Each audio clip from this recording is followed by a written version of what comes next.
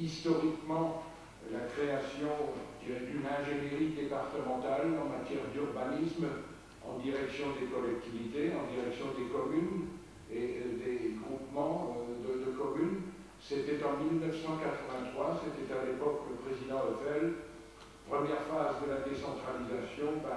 Il avait souhaité que les collectivités de ce département puissent disposer d'une alternative au service de l'État, de l'équipement en particulier, notamment, je dirais, pour instruire les droits d'utilisation des sols, pour apporter aussi un soutien en matière d'ingénierie. Donc, cette tendance, cette action a encore été renforcée, je dirais, au courant des dernières années. Nous avons, comme sans doute dans beaucoup de vos régions, des situations qu'on qualifie de dents creuses, des friches industrielles ou autres, et qui sont plutôt bien situées, mais où la collectivité de rattachement n'a pas les moyens pour intervenir avant d'avoir une vision un peu plus claire sur ce qui pourrait s'y passer.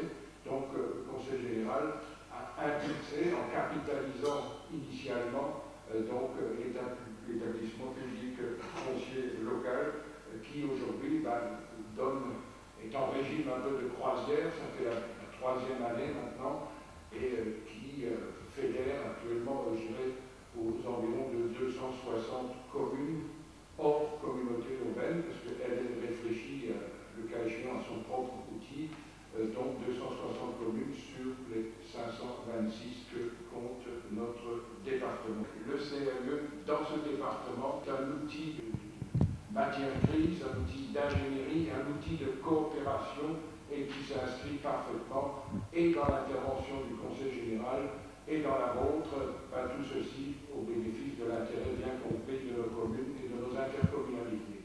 Merci. On revoit la finalité de ce que l'on faisait, et c'est le démarrage, la raison d'être de cette démarche Territoire 2030, qui est une démarche qu'on a voulu être de prospective, qui a un peu évolué. Territoire 2030, c'est plutôt comment aller vers 2030, de quelle manière progresser vers 2030, sans savoir dire qu'est-ce que sera précisément la situation en 2030, mais c'est peut-être examiner les possibles à ce niveau. Dès le départ, nous avons construit ou reconstruit notre réflexion politique et notre action politique avec les territoires et avec l'ensemble de nos partenaires, parce que faire seul, ce n'est vraiment pas de mise, même si, in fine, le département et le Conseil général est maître de ses orientations et décide comment il va avancer, mais il l'a fait sur mes territoires après avoir développé la concertation avec les territoires. Cette bonne habitude s'est perpétuée et nous avons continué à travailler avec nos partenaires sur l'avenir du département du Bas-Rhin et là maintenant bien sûr de la région tout entière, région Alsace, comme on vous l'a expliqué tout à l'heure, dans la perspective du rapprochement, de la fusion entre les deux départements et la région. Nous avons poursuivi avec une table ronde des grands témoins pour remettre un peu de perspective et d'allant dans la réflexion. Les trois intervenants étaient de très grande qualité, y compris dans leur façon de s'exprimer, dans leur façon. Cette salle était noire de monde partout. Et les élus ont eu une bouffée d'air frais. Quand je dis les élus, ce n'est pas que les conseillers généraux, c'est aussi les présidents du comité de communes, etc. Nous sommes bien entendu dans le champ d'énergie.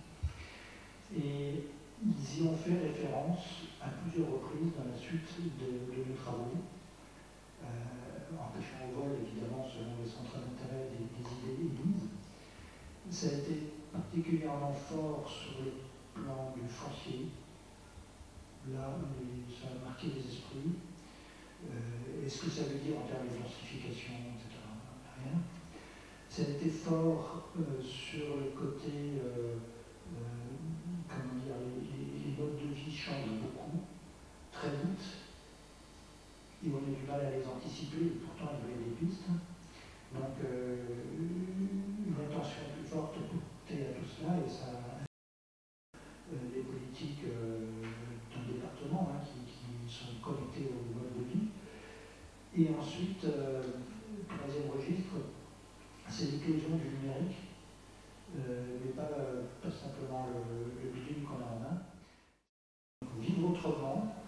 l'espace local, territorial.